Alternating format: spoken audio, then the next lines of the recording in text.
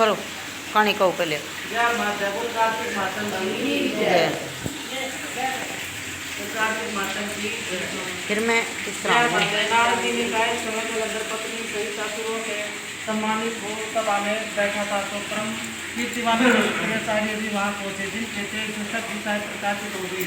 गुरु जी को आता देखा तो सहित सागर पुत्र ने उठकर बड़े वे आदर से उनको प्रणाम किया। तेजस्वी शुक्राचार्य ने सबको आशीर्वाद दिया। फिर एक आसन पर बैठकर सब देते दीपक यथा स्थान पर बैठ गए और सागर पुत्र ने नम्रता से यह प्रश्न किया, हे गुरु जी, राहु का सिर किसने काटा?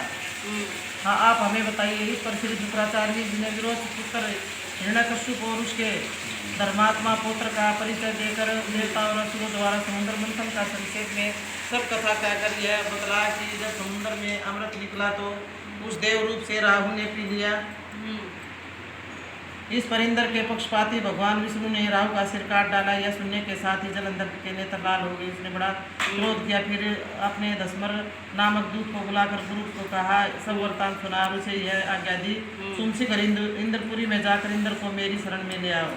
धस्मर जलंधर का बड़ा निपुण दूत था। वह शीघ्र ही सुधर्मा सभा में जा पहुंचा और जलंधर के शब्दों में कहा, हे देवात्मा, तुमने समुद्र को क्यों मथा और मेरे पिता के सब रत्न क्यों ले लिए?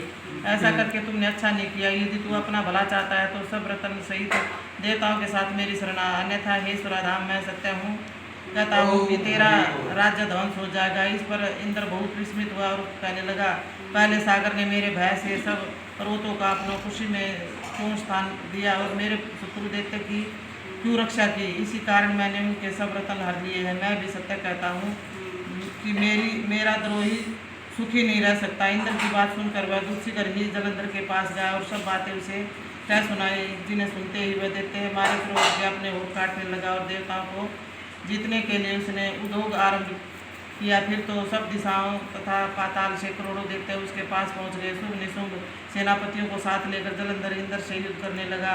शीघ्र ही इंद्र के नंदन वन में उसने अपनी विशाल सेना उतार दी। वीरों की शंख ध्वनि घोर गर्जन से इंद्रपुरी गूंज उठी। अमरावती छोड़ देवता उनसे युद्ध करने लगे। भयानक मारकाट हुई। दोनों पक्षों के आचार्य अपने मृतकों को जिलाने लगे। असुरों के आचार्य गुरु शुक्र अपनी मृत संजीवनी विद्या से, देवगुरु बृहस्पति द्रोणागिरि से औषधि लाकर मुर्दों को जिलाते रहे। इस पर जलंधर ने अपने गुरु शुक्राचार्य जी से क्रोध होकर कहा, मेरे हाथ से मरे हुए देवता जी कैसे जाते हैं? जिलाने वाली विद्या तो आपके पास ही है, फिर मैं ये क्या बात है? इस पर श्री शुक्राचार्य ने देवगुरु बृहस्पति जी द्वारा द्रोणागिरि से औषधि लाकर देवताओं को जिलाने की बात कह दी। यह सुनकर जलंधर भी क्रुद्ध हो गया और श्री शुक्राचार्य जी ने कहा, क्रुद्ध क्यों होते हो? यदि शक्ति हो तो द्रोणाचार्य पर्वत को उखाड़कर समुद्र में फेंक दो, तब मेरे कथन की सत्यता प्रमाणित हो जाएगी। इस पर जलंधर क्रुद्ध होकर शीघ्र ही द्रोणागिरि पर्वत के पास जा पहुंचा और अपनी भुजाओं द्वारा उसे जड़ से उखाड़कर समुद्र में फेंक दिया। यह भगवान शंकर का तेज था, इसमें जलंधर की कोई विचित्रता नहीं थी। पश्चात यह सागर पुत्र युद्ध भूमि में आकर बड़े वेग से देवताओं का संहार करने लगा। तब बृहस्पति औषधि लेने के लिए द्रोणागिरि पर्वत पर पहुंचे तो द्रोणागिरि की जगह वहां पर उन्हें सूना मैदान मिला। तो वह भयभीत होकर देवताओं के पास आया और कहा कि युद्ध बंद कर दो, तुम लोग अब जलंधर को नहीं जीत सकोगे। पहले इंद्र ने जो भगवान शंकर का अपमान किया था, यह उसी का फल है। यह सुनकर देवता युद्ध की आशा त्याग अत्यंत ही व्याकुल होकर इधर उधर भागने लगे। सिंधु सुत निर्भय होकर अमरावती में प्रविष्ट हो गए। इंद्र आदि देवताओं ने गुफाओं में समय बोल कार्तिक माता की जय।